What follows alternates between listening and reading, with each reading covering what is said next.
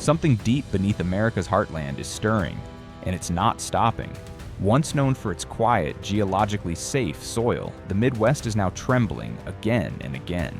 According to the U.S. Geological Survey, earthquakes of magnitude 3 or higher in the central and eastern United States have exploded from roughly 25 a year before 2009 to several hundred annually today. Oklahoma, once barely on the seismic map, recorded more than 900 in 2015 alone. What changed? Why is solid ground betraying us now? And more importantly, who pushed it to this point? These are not random acts of nature. They are warnings written by decades of reckless policies buried beneath our feet.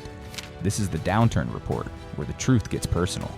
And today, we're digging into why hundreds of quakes are shaking the Midwest, and how America is finally paying the price for its own plans. Whispers beneath the Midwest. It begins like a prank from the earth itself. A faint shiver underfoot, a lamp swaying in the living room, a picture frame tilting just enough to make you wonder if your mind is playing tricks. But then it happens again, and again, and again. Week after week, the ground beneath America's Midwest, a region long thought to be geologically asleep, is stirring like an old giant shifting in its bed. What once happened once in a blue moon now strikes dozens, even hundreds of times in a single year. According to the U.S. Geological Survey, USGS, earthquakes of magnitude 3.0 or higher in the central and eastern United States have exploded from roughly 25 a year before 2009 to several hundred annually today. Oklahoma, once a geological wallflower, is now the reluctant star of the seismic stage, jumping from just a handful of quakes per year to more than 900 by 2015. On September 5th, 2025, a magnitude 2.4 quake rippled through Fenton, Missouri. Hardly catastrophic, yet deeply symbolic, like the first tremor before a storm. And history offers sobering reminders that small quakes can foreshadow far greater chaos. In 1968, an Illinois quake of magnitude 5.3 rippled across 23 states, knocking down chimneys and shaking homes far beyond its epicenter. In 2008, a magnitude 5.2 quake in the Wabash Valley sent tremors hundreds of miles. Yet what's unfolding today is not a single dramatic rupture. It's a relentless drumbeat beneath our feet, a Morse code from the deep crust whispering that something is changing. This wave is not just unusual, it's alarming. The Midwest is no California or Alaska. Its earthquakes have always been small, rare, and forgettable. But the post-2009 surge is too steep to explain away as coincidence or better sensors. USGS calls the rise dramatic and acknowledges much of it is real. For the first time ever, induced earthquakes, those triggered by human activity, now appear in national hazard forecasts. And the danger here is magnified. Soft, ancient sediments beneath the region act like an amplifier, letting seismic waves travel much farther than they would in the rocky West. Infrastructure built decades ago under the assumption that the ground would remain still now sits vulnerably atop a restless foundation. Experts warn there's a 7 to 10% chance of a magnitude 7.5, 8.0 quake in the next 50 years, the kind that would rip apart pipelines, fracture roads, and force tens of thousands to flee. Across small towns, people record swaying chandeliers, rattling windows, and creaking beams, scenes more at home in Los Angeles than in Missouri or Illinois. Why is the ground moving here? They ask. And that's the question we must confront, because these are no longer random murmurs. They are a message from below, a warning that something far deeper and far more dangerous may be unfolding beneath our feet. To understand how far this could go, we must journey back in time to the earthquakes that once reshaped this land and left behind warnings carved in stone. Echoes of the past. To understand why today's tremors feel so ominous, we must look back to a time when the heart of America split open, literally. In the frigid winter of 1811 to 1812, the New Madrid seismic zone, stretching across southeastern Missouri, northeastern Arkansas, and parts of Tennessee and Kentucky, unleashed a cataclysm that defied imagination.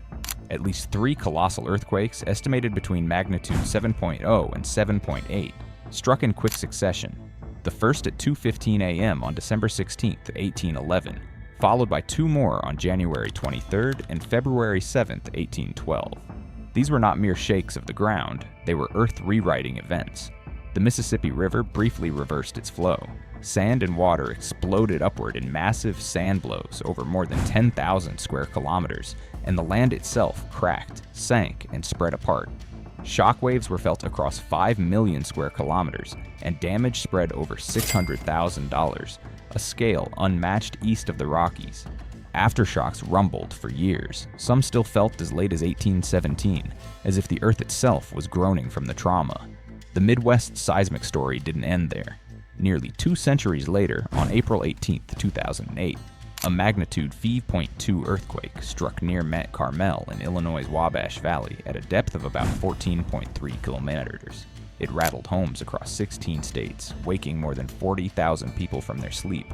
Over the next month, more than 250 aftershocks followed, some reaching magnitude 4.6. Damage was limited: cracked walls, toppled chimneys, brief power outages. But the message was unmistakable. The ground beneath America's heartland was not as still as many believed. It was not the first reminder. In 1968, a magnitude 5.4 quake shook much of the region, proving that this supposedly quiet interior could still roar when it chose to, and the ground has never truly gone silent. The faults beneath the Midwest do not operate on human time. They breathe and shift on a geological clock. Their rest between major quakes is not peace. It is patience. Today, small but persistent tremors ripple through the Illinois Basin, the Wabash Valley, and beyond, forming a subtle but undeniable pattern of seismic activity that defies the myth of stable ground. If history alone were not enough, modern times add another layer of warning. Oklahoma, once nearly quake-free, now records hundreds of earthquakes every year, many linked not to nature but to human actions like wastewater injection. That transformation from quiet prairie to seismic hotspot is a cautionary tale. It shows that human hands can awaken sleeping faults, and that the next great quake in America's interior may not just be a matter of when, but also what we've done to provoke it. Beneath the quakes lies a human hand. Beneath the shaking ground of the Midwest, another kind of pressure is building, one not born of tectonic plates alone, but of policies, permits, and misguided solutions pushed deep into the earth. This is not just nature stretching in its sleep, it is the cumulative weight of human decisions, layered over decades, that has changed the way the land breathes. Projects sold as progress, from deep wastewater injection wells to aggressive oil recovery, from river diversions to green carbon storage, have all disturbed the delicate balance of the subsurface, and the consequences are now shaking homes and lives. The very region Americans once trusted as a geologically safe zone is becoming a laboratory of unintended consequences. In this part, we peel back the layers on 6 real-world policies and projects, each launched in full view of the public, and trace how they may be fueling the quakes now rattling America's heartland. Fault lines of responsibility. Beneath the trembling ground of America's Midwest, a deeper and far more unsettling story is unfolding, one not written by tectonic forces alone, but by human hands. What we are witnessing is not just the restless stirrings of nature, it is the cumulative result of decades of policies, industrial gambles, and solutions that were supposed to help, but instead rewired the land beneath our feet. Like pressure building in a sealed chamber, every injection well, every redirected river, every green storage experiment has added new stress to an already fragile system. And now, the Earth is speaking back, through hundreds of tremors where there once were none. The truth is that the Midwest, once considered the geological safe zone of the United States, is paying the price for 6 major government-backed decisions that change the way the subsurface behaves. Take, for example, the aggressive expansion of deep wastewater injection wells, a practice that exploded alongside the shale oil boom after 2008. Billions of gallons of toxic brine, a byproduct of oil and gas extraction, have been pumped miles underground into porous rock layers, increasing pore pressure and destabilizing ancient faults. The U.S. Geological Survey has linked this injection activity directly to seismic swarms in states like Oklahoma, Kansas, and parts of the Midwest. Quakes once rare are now routine, a grim side effect of industrial ambition. Another culprit lies in enhanced oil recovery, EOR programs, launched under federal incentives in the 2010s, which inject water and CO2 under high pressure to squeeze out the last drops of petroleum. These projects, hailed as breakthroughs in domestic energy independence, have had an unintended consequence. raising subsurface pressures and reactivating long-dormant fault lines. Studies by the National Academy of Sciences found that regions near EOR operations experience significant increases in earthquake frequency, proof that fossil fuel extraction has a seismic cost. The Army Corps of Engineers river diversion and flood control projects, many of which date back to the mid-20th century but have been aggressively updated in recent decades, also play a hidden role. By redirecting groundwater and altering natural recharge patterns, these massive engineering efforts have changed subsurface stresses. What was once a balanced hydrogeological system is now a patchwork of pressure zones, and even small shifts in water load can influence fault slip, a phenomenon documented in seismological studies from Illinois to Missouri. The push for a green future has added its own layer of risk. The U.S. Department of Energy's Carbon Capture and Storage (CCS) initiatives, particularly large-scale pilot projects in Illinois' Simon Sandstone Formation, involve injecting millions of tons of compressed CO2 deep underground. While marketed as a climate solution, these injections also elevate pore pressure.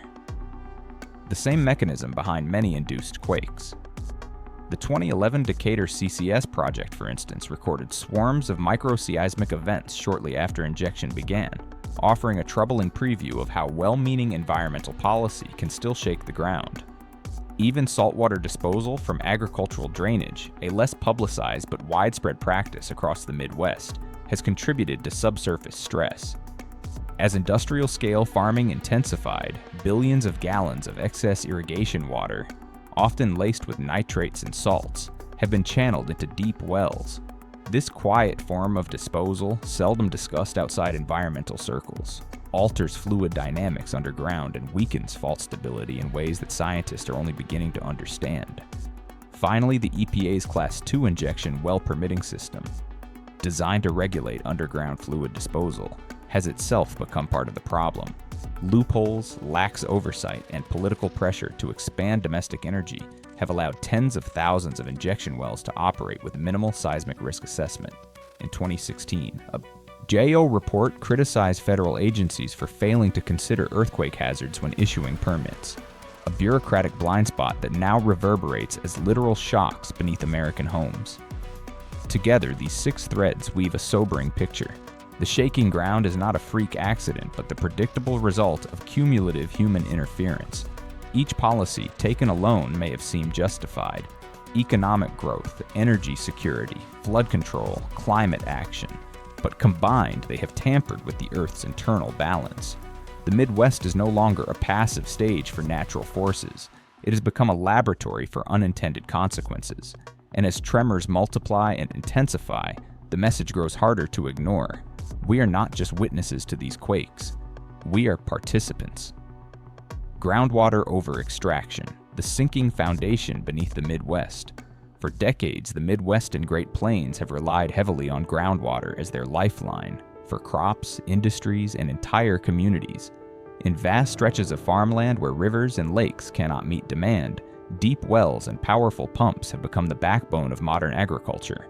State and federal authorities have long issued permits for large-scale groundwater withdrawal, without fully accounting for how slowly these aquifers recharge. Studies by the U.S. Geological Survey and geological institutes warned that relentless pumping is one of the leading causes of land subsidence, the slow, silent sinking of the ground as aquifer layers lose their water and compress. Across U.S. cities like Houston, Sacramento, and others, subsidence has warped roads, cracked water lines, and shifted building foundations. Between 2015 and 2021, USGS estimates that about 20% of U.S. urban areas experienced measurable subsidence, affecting more than 34 million people. And early satellite data suggests parts of the Midwest are now following that same unsettling trajectory. The science behind this is both simple and deeply troubling. Groundwater acts as a kind of internal cushion within soil and sediment layers. When it's pumped out faster than nature can replace it, that cushion collapses. The pores between grains lose pressure, particles compact, and the ground physically sinks. This compression doesn't just change the surface. It alters the subsurface structure, redistributing stresses and creating new zones of weakness. Tiny fissures and microfaults can form or reactivate under the slightest trigger. And when seismic waves do arrive, whether from natural quakes or human-induced tremors, Weakened ground behaves very differently. Waves amplify. Even mild shaking can cause outsized damage. And where soft, water-saturated soils meet a jolt, liquefaction becomes more likely, turning stable ground into something that behaves like quicksand, a nightmare scenario for the flat plains of the Midwest. Policy choices have made the problem worse. Many Midwestern states continue to issue permits for massive groundwater extraction with minimal oversight. State-level groundwater management acts exist in name, but often lack strong enforcement or regular monitoring of withdrawal rates over time.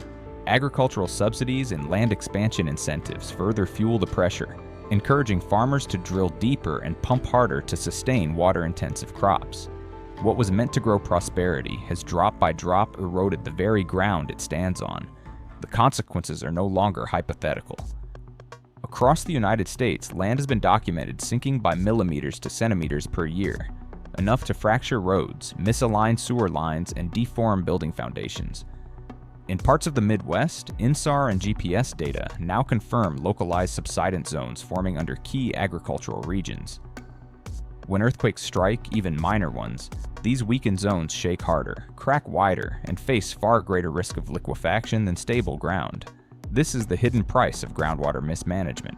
In chasing agricultural growth and urban expansion without accounting for geological limits, policymakers have, year by year, ground down the land's strength. The Midwest is now more like a sponge than a stone, soaking up seismic energy and amplifying its destructive force. Small quakes that once passed unnoticed now strike harder, not because they've grown stronger, but because the earth beneath them has grown weaker, and that is part of the debt now coming due. If the ground beneath your home has already begun to sink, even a gentle tremor can strike like a hammer on a cracked foundation, and the aftermath will be anything but gentle. Geothermal stimulation, when clean energy shakes the ground. For decades, geothermal energy, especially enhanced geothermal systems, EGS, has been championed as one of America's most promising renewable frontiers. Unlike conventional geothermal, which taps naturally permeable hot water reservoirs, EGS actively creates them by injecting high-pressure water deep into hot rock layers to fracture or reopen cracks. That water then circulates back to the surface, carrying heat to generate electricity. The concept is elegant, turning the Earth's own warmth into power, and it has been embraced by federal and state agencies alike. Under the National Environmental Policy Act, NEPA, EGS projects must assess seismic risks, with agencies like the Bureau of Land Management, BLM, the Department of Energy, DOE, and the National Renewable Energy Laboratory, NREL, collaborating on safety evaluations. Guidelines such as the Protocol for Addressing Induced Seismicity associated with enhanced geothermal systems have been developed to monitor microseismicity and set stop rules if activity crosses danger thresholds. Yet the process that promises clean energy can also sow seismic seeds. Injecting fluid into deep, hot rock at extremely high pressures raises pore pressure within fractures and reduces the friction that keeps rock layers locked together. If a fault lies nearby, even one thought to be dormant, it can slip.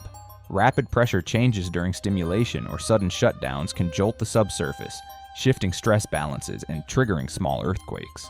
Most EGS projects record swarms of microseismic events, faint tremors too small to feel but revealing intense subsurface changes.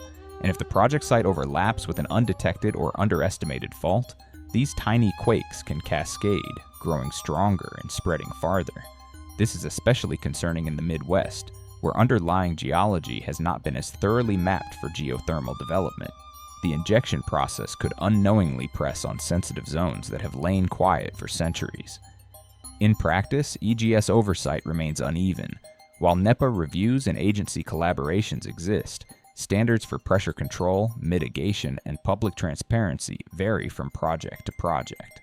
Some require microseismic monitoring but do not mandate data disclosure or automatic shutdowns when thresholds are exceeded. If EGS surveys or pilot projects have been authorized near Midwestern fault zones without rigorous seismic risk modeling, they could be silently loading those faults with new stress, setting the stage for future shaking. Globally and in U.S. pilot sites, microseismicity is a common signature of geothermal stimulation, and while large, damaging earthquakes remain rare, the risk is well established. Reports from the EPA, National Academy of Sciences, and induced seismicity studies all warn that sudden pressure changes are a direct trigger for fault movement. Over years of repeated injections, even subtle stress changes can accumulate, priming nearby faults for eventual slip. If authorities once permitted geothermal projects near the Midwest's hidden faults without fully accounting for subsurface pressure risks, they may have lit a slow-burning fuse. A green solution, conceived to safeguard the future, could instead become a buried pressure bomb, shaking the heartland not decades from now, but far sooner. When clean energy comes with buried pressure, the silent rocks beneath us today may thrash violently tomorrow. CO2 injection, a green gamble beneath the Midwest. In the race to cut greenhouse emissions and extend the life of dwindling oil fields, the U.S. government and major energy companies have poured resources into carbon capture and storage, CCS, and enhanced oil recovery, EOR.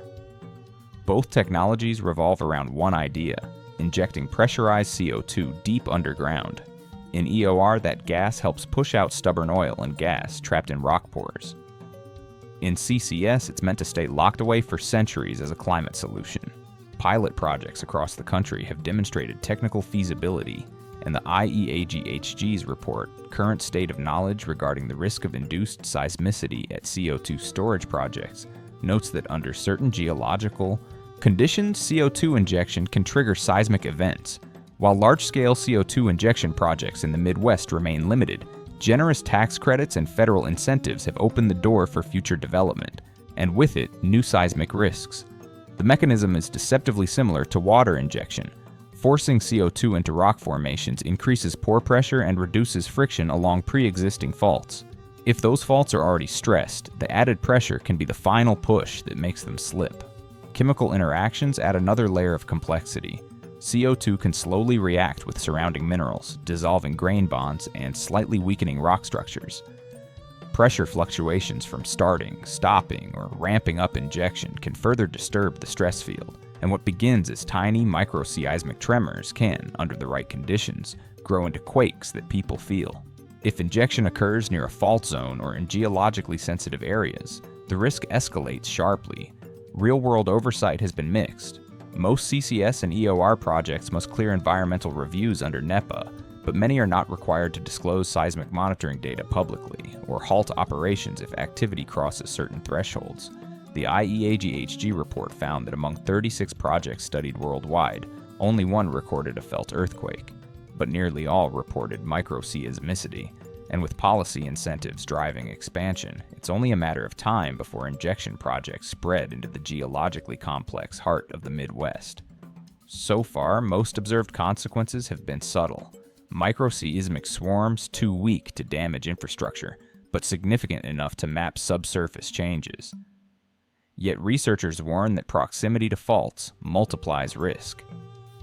If underground pressure builds and resonates with pre-existing stress, larger quakes are possible, not immediately, but as cumulative effects over time. A 2025 report from Oklahoma Voice cautioned that lessons from Oklahoma's induced earthquakes should guide CCS design to avoid repeating history. If CO2 injection moves into Midwestern formations without rigorous assessment of pressure dynamics and fault conditions, the consequences could be severe. A policy born as a climate solution could become a geological trap, with residents paying the price for miscalculations made far above their heads. The banner of green progress risks masking a fault line of its own, one that could split the heartland open if pushed too far. A project meant to fight greenhouse gases could end up awakening sleeping faults if underground pressure is left unchecked. Deep mining, digging into disaster. Beneath the surface of the Midwest, far from public view, another kind of pressure is quietly building, one created not by nature, but by drills, dynamite, and human ambition. Deep mining operations, geological exploration, boreholes, and subsurface research projects have long been part of America's resource. Strategy. While the Midwest isn't famous for colossal mines like those in the Rockies, deep exploration rights or mining ventures near fault zones can still set in motion powerful geological consequences. Every borehole drilled, every tunnel blasted carves out empty spaces within the rock, redistributing stress in unpredictable ways. As miners dig deeper, the weight of overlying rock shifts. Adjacent rock masses bear greater loads, deforming, fracturing, and creating networks of microcracks. And when combined with subsurface pressure changes from water or CO2 injection, this shifting stress can nudge faults ever closer to failure. If a deep mine or borehole is positioned near a fault line already on the verge of slipping, even slight stress changes can trigger movement. What appears as a routine blast or drill cycle could become the final straw for a fault that has lain dormant for centuries. Unfortunately, regulatory safeguards often lag behind the pace of exploration. State and federal agencies may issue deep mining or exploration permits without requiring comprehensive assessments of subsurface stress or seismic risk. Some projects release little or no data about pressure changes, leaving surrounding communities unaware of the invisible tensions accumulating beneath them. Each blast, each borehole, each excavation can act as a subtle tap on a loaded spring. The consequences of such activities are well documented worldwide. Deep mines in South Africa and Canada have triggered rock bursts and localized seismicity, sometimes culminating in larger, damaging events. Subsidence, surface cracking, and daily microquakes have been observed near major mining operations. If similar activities occur near faults in the Midwest, repeated microshocks from routine mining could accumulate, eventually unlocking a larger seismic release. This is the hidden threat most residents never hear about, an underground story of stress and imbalance unfolding beneath their homes. If state or federal authorities once approved deep mining or exploration near fault-prone zones without assessing rock pressure and fault proximity, they may have planted the seeds of future disasters. This is the buried chapter of the seismic story, one that, if widely known, would shock many. A single deep borehole could be the needle that pricks a sleeping fault, and one tiny push may be all it takes to bring the Earth crashing down. It was never a single rogue project that set the Midwest trembling. It was a chorus of sanctioned choices, layered year after year, each one driving the ground a little closer to its breaking point. Permits for high-pressure injection wells, aggressive EOR and CCS operations, unchecked groundwater withdrawal, deep mining ventures, and reckless urban expansion without seismic assessment. None were secrets. They were public policies, praised as progress, passed into law, and celebrated as innovation. And together they have rewritten the geology. Beneath America's heartland, states like Oklahoma have already paid the price. Homes shattered, lives upended, lawsuits piled high, a warning written in fractured stone. Now the Midwest may be next. If nothing changes, the tremors we feel today could be only the opening act. In the next part, we will explore what that future might look like, and what urgent steps could still prevent it. Because policies once hailed as development are now becoming a seismic burden for more than 50 million Americans living above a ticking fault line.